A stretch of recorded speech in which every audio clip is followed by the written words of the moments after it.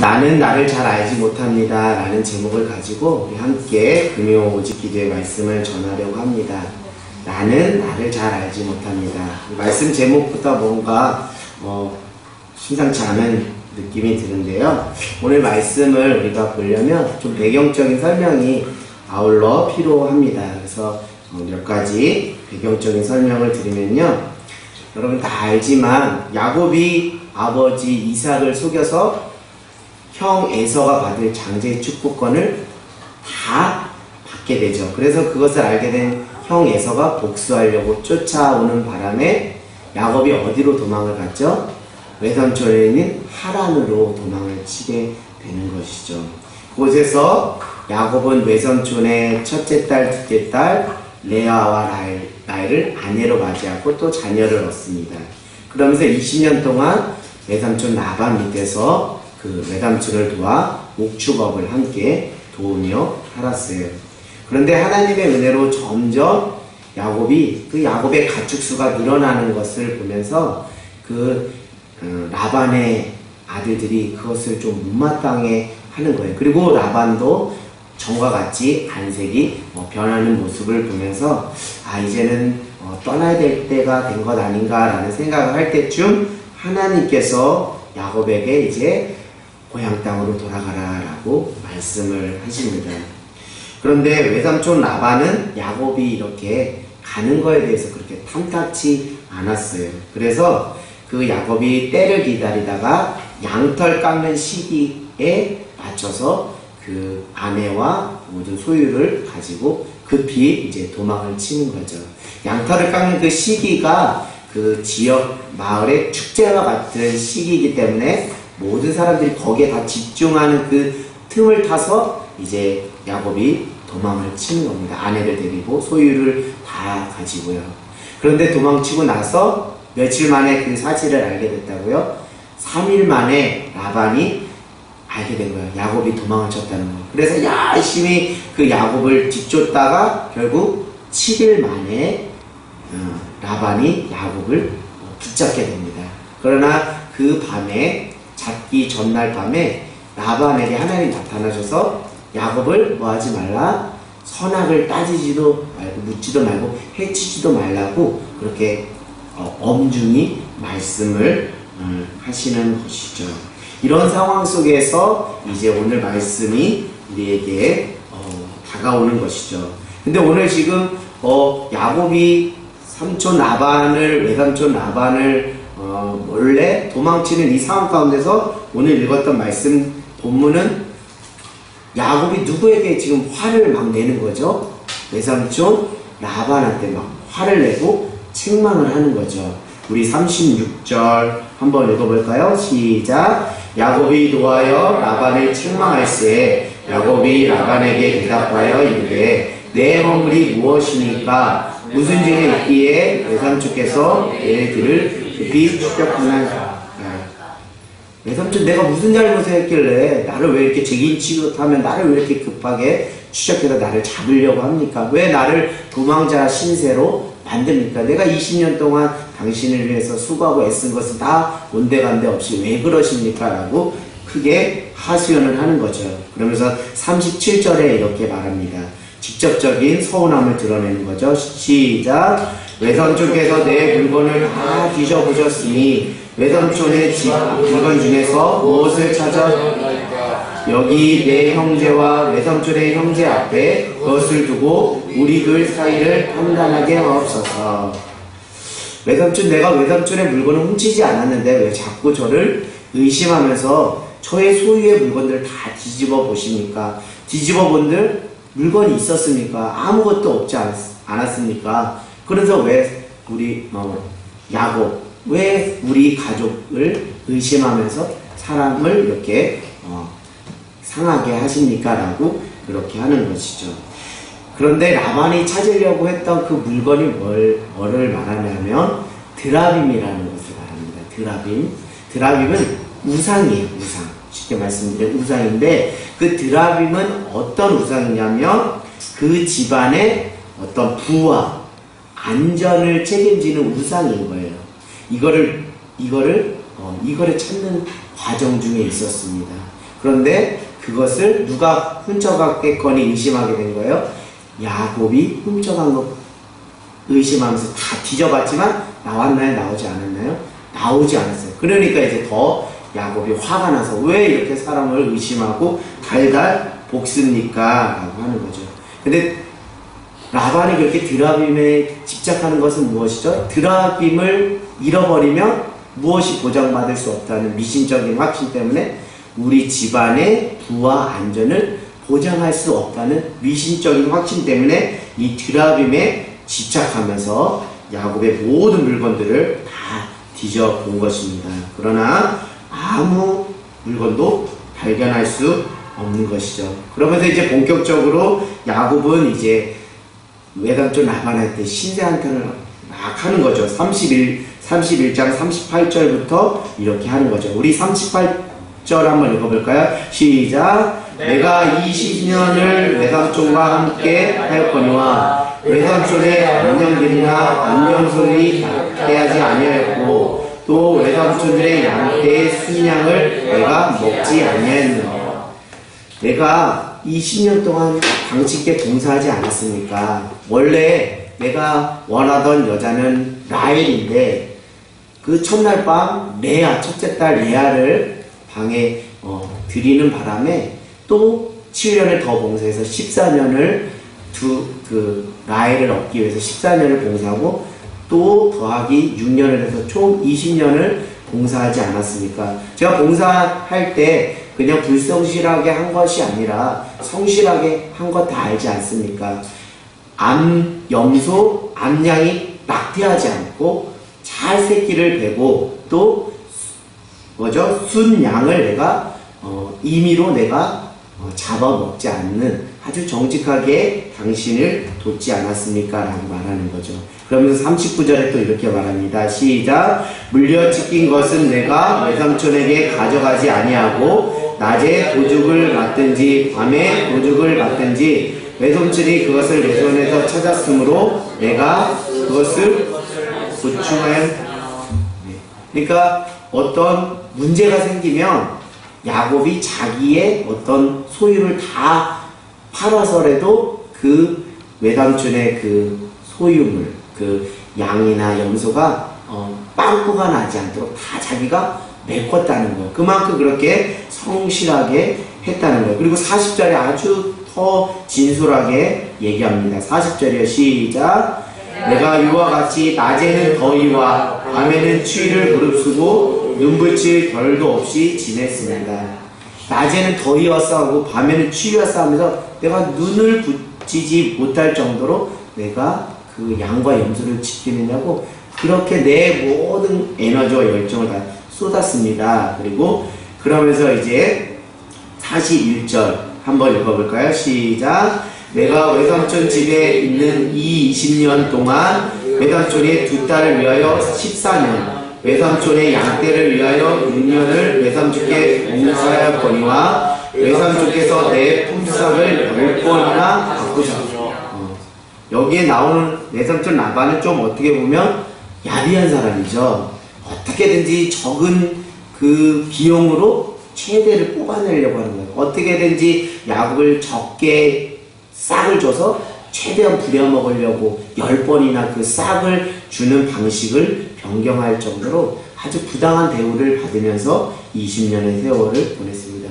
정말 마음의 상함이 한두 번이 아니었죠. 그거를 누가 다 아신다고 고백하고 있어요. 하나님이 다 아신다라고 42절에 고백하고 있습니다.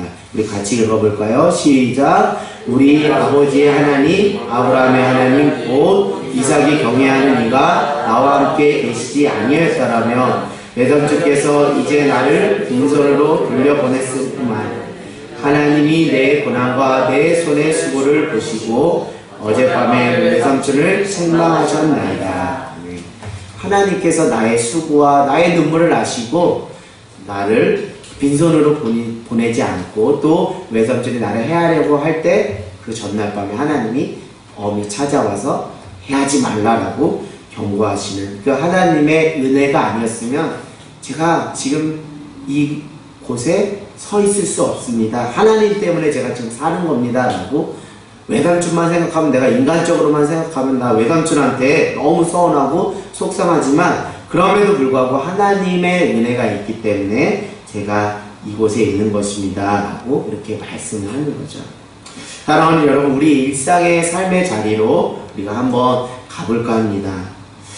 때로는 살다 보면 내가 나를 잘 아는 것 같지만 정말 나를 잘 알지 못하는 것 같다고 깨달을 때가 많이 있어요. 근데 여러분, 신앙이 깊어진다는 것은 내가 진짜 누구인지를 정확하게 인식하는 것입니다. 내가 누구인지를 정확하게 인식하는 사람이 신앙이 성숙한 사람이다 라고 말씀드릴 수 있어요. 일전에 우리 이정 목사님께서도 말씀하셨듯이 자기 부인은 자기 자신이 누구인지 정확하게 아는 것에서부터 출발한다고 말씀드리고 싶어요.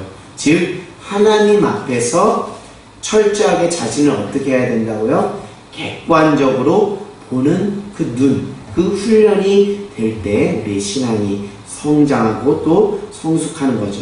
내 생각하고 내가 느끼는 대로 나를 주관적으로 보는 자기 인식이 아니라 자기 자신을 직면하며 자신을 객관적으로 보는 훈련이 되어지는 이 모든 일련의 과정을 우리 목사님 말씀하신 자기 부인이다 라고 저는 덧붙여서 말씀드리고 싶습니다.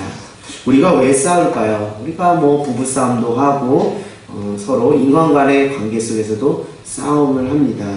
그것은 타인에게는 엄격하리만큼 객관적인 잣대를 들이대면서 자기 자신에게 지극히 관대하게 주관적인 잣대를 대고 자신을 바라보기 때문에 나는 잘못한 게 없는데 타인은 뭐하다? 잘못한 것이 많다 하면서 자기가 잘했고 타인이 잘못했다라고 주장하면서 그렇게 싸움이 되는 것이죠. 그러면서 자연스럽게 나에게 원인을 찾는 것이 아니라 타인에게서 그 문제의 원인을 찾는 것입니다. 오늘 말씀 속에 등장하는 야곱은 지금 누구를 심하게 책망했다고 말하고 있어요? 외삼촌 라반을 심하게 책망했다라고 말하는 거예요. 왜냐하면 드라빔을 훔치지도 않았는데 라반이 훔쳤다고 의심하면서 야곱의 모든 소유물을 다 파헤치면서 그것을 찾으려고 했기 때문에 의심받는 야곱의 입장에서는 기분이 매우 상했습니다. 20년 동안도 그렇게 마음이 편하지 않았는데 말이죠. 근데 여러분, 야곱이 라반에게 화를 내는 것이 정말 정당한 것일까? 아니면 부당한 것일까? 여러분 어떻게 생각합니까? 지금 야곱이 라반에게 이렇게 막 화를 내는 것이 정당할까요? 부당할까요? 사실 객관적으로 보면 야곱은 라반에게 화를 내면 안 됩니다.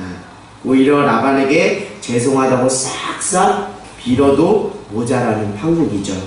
그러나 야곱은 그것을 전혀 모른 채 오히려 자신을 객관적으로 보는 것이 아니라 주관적인 잣대로 바라보면서 라반에게 화를 내는 것이죠. 무엇이 사실입니까? 무엇이 진실입니까? 우리 창세기 31장 32절에서 35절을 보면 무엇이 사실인지 잘 나와 있어요. 창세기 31장 32절에서 35절. 제가 먼저 읽겠습니다. 외삼촌의 신을 누구에게서든 찾든지 그는 살지 못할 것이요 우리 형제들 앞에서 무엇이든지 외삼촌의 것을 발견되거든 외삼촌에게로 가져가소서 하니 야곱은 라헬이 그것을 도둑질한 줄 알지 못함이었더라. 33절이요 시작. 라반이 야곱의 전방에 들어가고 레아의 전방에 들어가고 그의 전방에 들어갔으나 첫째부터 레아의 전방에 들어가 라헬의 전방에 들어가니 라헬이 그 드라밈을 가져와 낙타 안장 아래 넣고 그 위에 앉은지라 라반이 그 장막에 찾아내지 못하매 그의 아버지에게 이르되 아침 생리가 있어 일어나 오적할 수 없사오니 내 주는 노하지 마옵소서 하니라. 라반이 그 드라빔을 두루 찾다가 찾아내지 못한지라. 이제 사실이 무엇인지 진실이 무엇인지 다 알겠죠? 야곱이 삼촌 라반한테 이렇게 화내는 것은 정당하다고요? 부당하다고요? 부당한 거예요. 왜냐면 아내가 몰래 훔쳐간 거를 야곱은 알지 못된 것이죠. 사실은 이렇습니다. 야곱의 아내 라헬이 야곱 모르게 외삼촌 라반의 드라비를 훔쳐 숨긴 것이죠. 그것도 모자라서 어떻게 했죠? 낙타 안장에 숨기고 또 아버지 라반이 라헬에게 왔을 때 라헬이 거짓말로 뭐 했어요? 제가 생리가 와서 일어나서 당신을 맞이할 수 없으니 노하지 마소서라고 새빨간 거짓말로 그 아버지 라반을 속이는 거죠. 그런데 야곱은 그것을 모르고 지금 라반에게 왜 자꾸 저를 의심합니까? 라고 화를 내는 것이죠. 이것을 우리는 적반하장도 유분수다라고 말하는 거죠. 오히려 화낼 사람은 화를 못 내고 화내지 말아야 될 사람이 화를 내는 그런 형국인 것이죠. 오늘 우리가 함께 살펴본 말씀 본문 속에서 야곱은 자기 자신을 어떻게 인식했는지 그것이 우리에게 중요한 과제이며 숙제입니다. 객관적으로 야곱은 자기 자신을 인식했을까요? 아니면 주관적으로 자기를 인식했을까요? 야곱은 오늘 말씀을 통해서 우리가 보아서 알다시피 자신이 20년 동안 라반 밑에서 고생이란 고생은 다 하며 살았다라고 하소연을 합니다.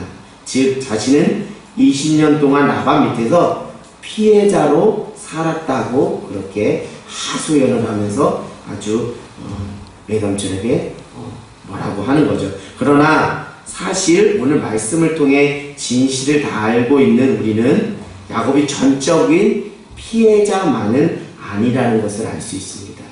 사실 그런 속담이 있죠.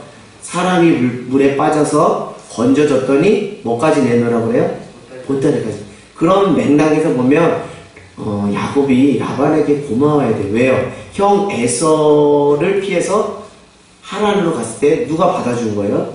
외삼촌 라반이 받아줬기 때문에 어떻게 보면 목숨을 부지할 수 있도록 목숨을 보전할 수 있도록 은혜를 베풀어 준 분이 외삼촌 라반이기 때문에 피해만 받은 것이 아니라 도리어 은혜도 받은 것이 사실입니다. 그리고 오늘 말씀을 보면 그가 피해자라고 늘 생각하지만 오늘 그 드라빔이라는 아주 라반이 그토록 애지중지하는 부와 안전을 책임지는 그 드라빔을 아버지 몰래 훔쳐서 또 거짓말로 그렇게 하는 걸 보면 피해자만은 아니라는 것을 우리가 알 수 있습니다.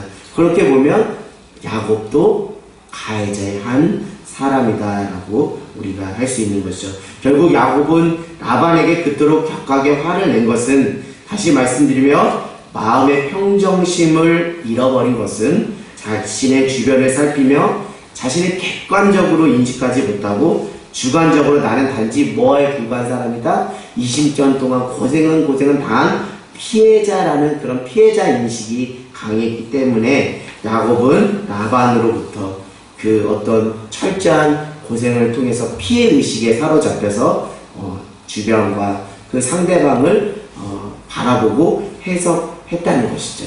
그것이 오늘 야곱이 자신의 평정심을 잃어버린 그 원인이다라고 말씀드릴 수 있습니다.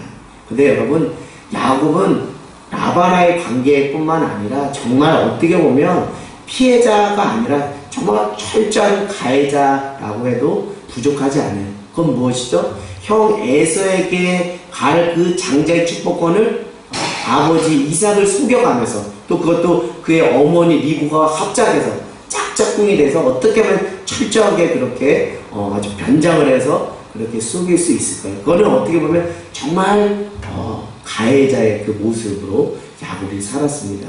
그런데 그 가해자로 살았던 자신의 모습은 싹 감춘 채 20년 동안 야곱 외삼촌 라반에게 고생받았던 그 서름만 가지고 나는 피해자다라고 이렇게 하기 때문에 그 마음의 울분과 평정심을 잃어버릴 수밖에 없는 것이죠. 야곱은 철저한 이기심과 자기 욕심에 사로잡혀서 누군가를 속이는 그런 가해자의 삶도 있었다는 거예요. 그러니까 양면이 다 있는 삶을 살았던 사람이 바로 야곱이라는 거죠.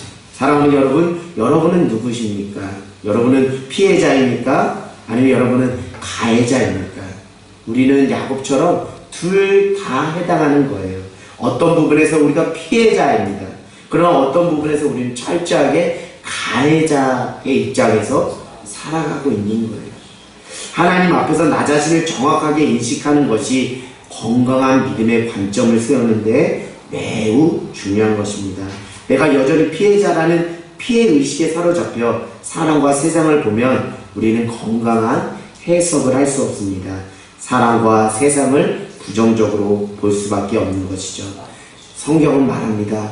우리를 정확하게 가해자라고 말하고 있어요. 사도행전 3장 13절, 14절, 15절은 이렇게 말합니다. 너희는 철저한 피해자가 아니라 철저한 가해자다. 아브라함과 이삭과 야곱의 하나님 곧 우리 조상 하나님이 그의 종 예수를 영화롭게 하셨느니라. 너희가 그를 넘겨주고 빌라도가 놓아주기로 결의한 것을 너희가 그 앞에서 거부하였으니 너희가 거룩하고 의로운 일을 거부하고 도리어 살인한 사람을 놓아주기를 구하여 생명의 주를 죽였도다. 성경은 우리에게 말해요. 너는 피해자라고 생각하지? 그렇지 않아. 피해 받은 것도 있겠지만 너는 가해자야. 너가 예수를 십자가에 못 박은 거야 라고 이렇게 말하는 거예요.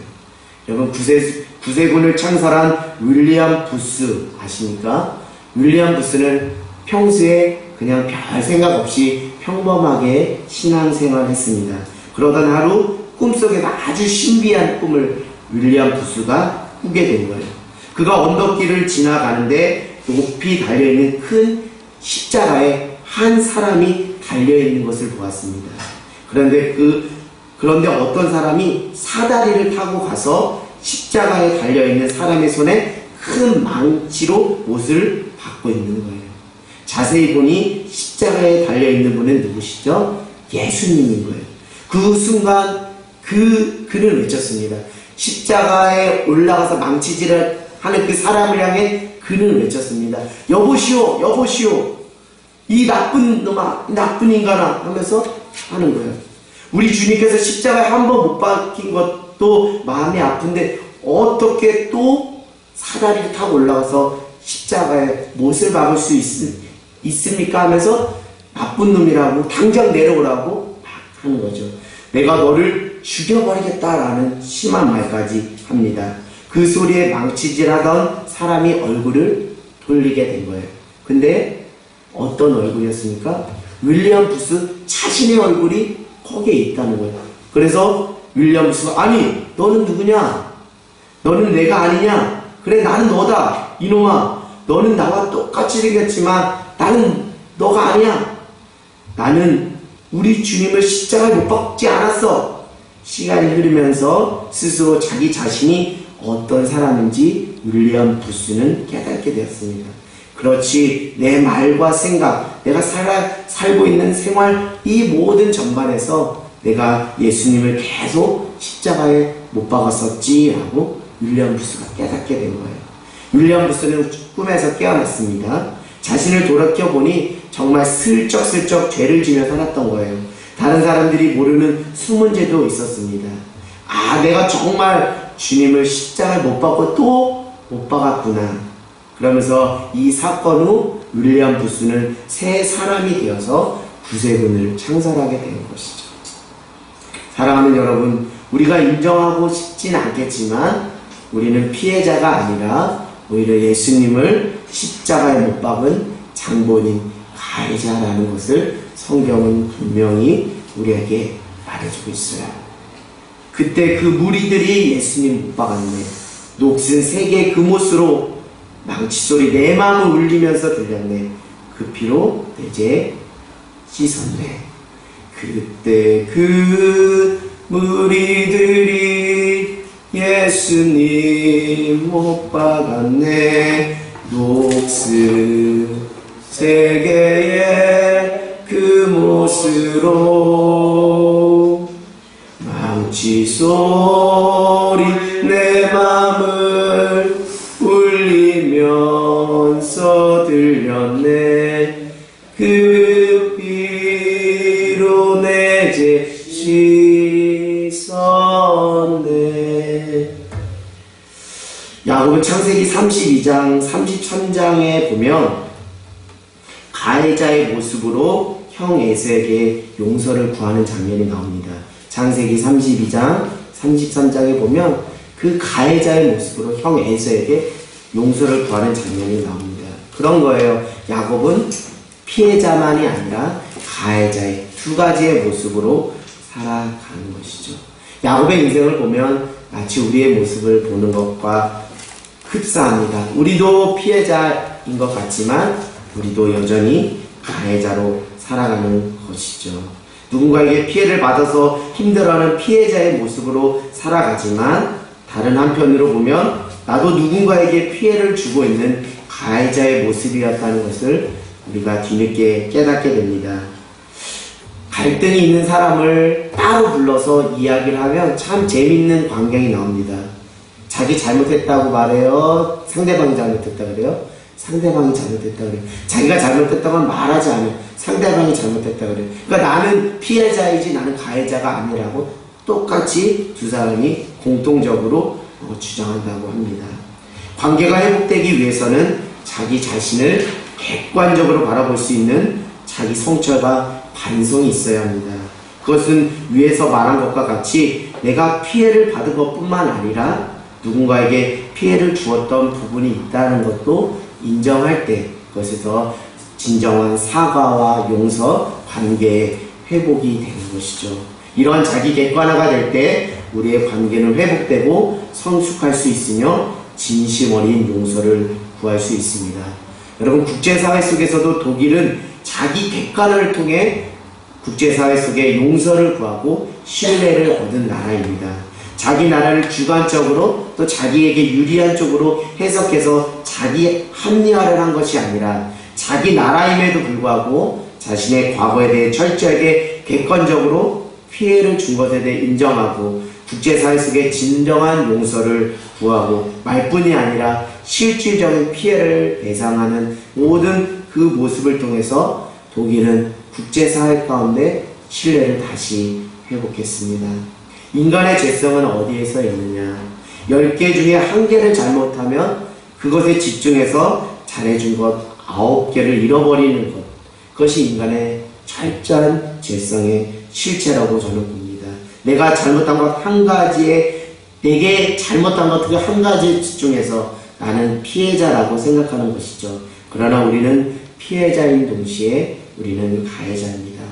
야곱도 마찬가지예요. 야곱이 외삼촌 라반에게 20년 동안 고생해서 피해자로 살아간 것도 맞지만 어떻게 보면 형 에서의 복수를 피해서 자신의 목숨을 구해준 생명의 은인인 그 라반을 우리가 볼 때 그 은혜를 까먹고 자기가 고생한 것만 생각하는 이 모든 것들이 우리 인간의 죄성인 것이죠.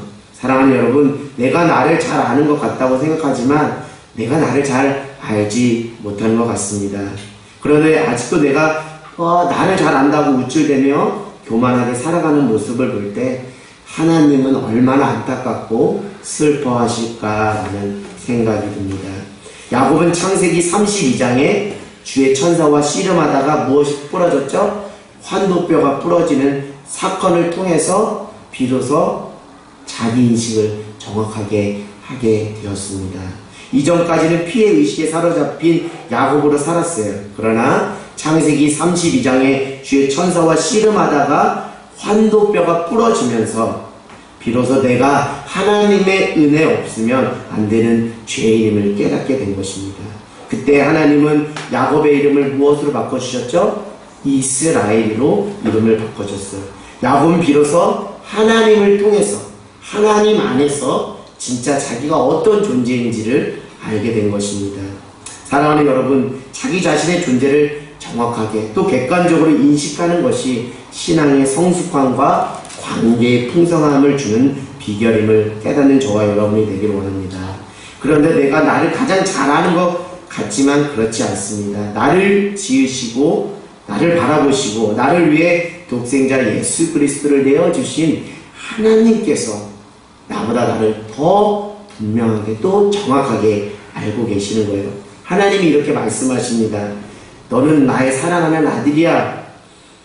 너는 나의 사랑하는 딸이야. 나는 너를 절대 포기하지 않을 거야. 내가 너의 아버지가 되어줄 거야. 내가 너를 사랑한단다 라고 말하는 거죠. 이사야서 41장 8절 9절 10절에 이렇게 말합니다.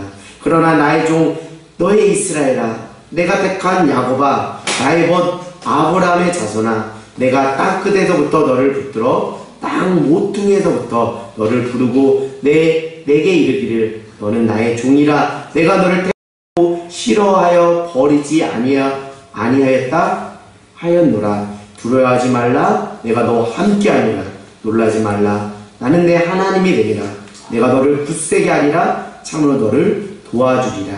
참으로 나의 의로운 오른손으로 너를 붙들리라 라고 주님께서 말씀하시는 거예요. 이사야서 43장 1절은 말합니다. 야곱아, 너를 창조하신 여호와께서 지금 말씀하시느니라. 이스라엘, 너를 지으신 이가 말씀하시느니라.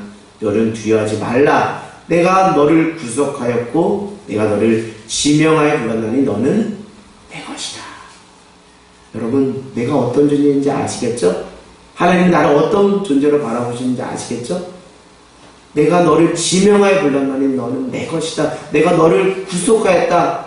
두려워하지 말라. 놀라지 말라. 내가 어디 가나 너와 함께하리라. 그 하나님이 나를 그렇게 사랑한다는 것. 내가 그렇게 귀하고 복되고 아주 가치 있고 소중한 존재라는 거예요. 이런 하나님 안에서 자기 존재의 인식을 정확하게 할 때 우리가 세상과 사람을 건강한 해석의 틀을 가지고 바라볼 수 있는 것이죠. 사랑하는 여러분, 이전의 야곱에서 하나님은 나를 이스라엘로 바꿔가시는 분이십니다. 아멘. 이전의 야곱의 삶으로 피해 의식에 쩔어 사는 나를 하나님이 이스라엘로 나의 존재를 완전히 바꿔가시는 분이십니다. 아멘. 하나님이 나를 얼마나 사랑하시는지, 하나님이 나를 구속하여서 독생자 예수 그리스도를 이 땅에 보내주시면서까지 나를 사랑하신 그 사랑이 여전히 나에게도 유효하여서 나는 너를 버리지 않을 거야, 나는 너를 떠나지 않을 거야, 나는 너와 함께 할 거야 라는 그 하나님의 사랑 앞에서 나의 존재가 어떤 존재인지를 정확하게 인식하며 그 인식의 틀 안에서 사람을 대하고 세상을 바라볼 때 우리가 사람을 살리고 세상을 이롭게 하는 빛과 소금의 역할을 감당하는 저와 여러분 모두가 될 줄 믿습니다. 하나님 안에서 진정한 나의 모습을 발견하는 은혜가 있게 될 줄 믿습니다. 나를 가장 잘 아시는 하나님과 관계 맺으며 살아갈 때 나는 가장 나다울 수가 있는 거예요. 하나님 없이 나다움을 회복할 수 없어요. 왜요? 하나님 나를 지으시고 나를 만드시고 나를 창조하시고 나를 구속하셨기 때문에 그 하나님 앞에서 내가 하나님과 관계를 맺을 때 진짜 나다운 거예요. 무엇이 진짜 나다운 것입니까? 내가 하나님과 짝해서 하나님과 함께 하나님의 은혜의 꼴을 먹을 때 그게 진짜 나다운 거예요. 그게 진짜 이쁜 거예요. 그게 진짜 잘생긴 거예요. 그 영혼이 정말 잘되고 범사가 잘되고 강건한 거예요. 그것이 하나님의 은혜의 축복인 줄 믿습니다. 사랑하는 여러분, 하나님 안에서 나의 모습을 발견하기 원해요.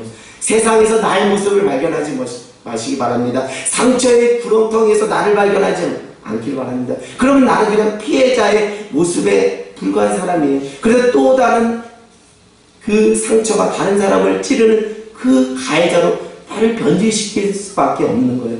여러분, 이제는 피해자가 가해자로 바뀐 그런 안타까운 인생이 아니라 그 피해 속에서도 도리어 하나님이 나를 지으시고 만드시고 고쳐가시고 나를 위로하시고 쩌매시는 하나님의 위로를 경험하는 참된 이스라엘로 변하는 저와 여러분 되기를 원합니다. 하나님이 여러분을 야곱이 아닌 이제 이스라엘로 바꿔가기를 원해요. 그래야 여러분을 쓰실 수 있기 때문에, 여러분을 사용하실 수 있기 때문에, 이제는 철저히 피해의식에 사로잡혀서 살아가는 인생이 아니라 그 피해의 구렁텅이 속에서도 세상 사람들은 나를 다 버릴지 몰라도 여전히 나를 끌어안으시고 내가 너를 사랑한다, 내가 너를 지명하여 불렀나니 너는 내 것이다 라고 말씀하시는 그 하나님 앞으로 나아갈 때 내가 어떤 사람인지를 정확하게 알 수 있다. 그렇게 나 자신을 정확하게 아는 사람이 진정 타인을 사랑할 수 있고 세상을 품는 참된 그리스도의 제자가 될 수 있는 줄 믿습니다. 여러분, 그 사랑 앞에 가길 원합니다. 나는 부족하고 나는 연약해요. 그러나 하나님의 사랑은 실패하지 않습니다. 나를 피해자의 그 의식에 쩔어든 인생이 아닌 하나님의 은혜 없이는 살아갈 수 없는 자임을 깨닫게 하시는 귀한 은혜로 바꿔가시는 그 하나님이신 줄 믿습니다. 사랑하는 여러분, 내가 누구입니까? 오늘 그 질문 앞에 답하셔야 한다고 저는 봅니다.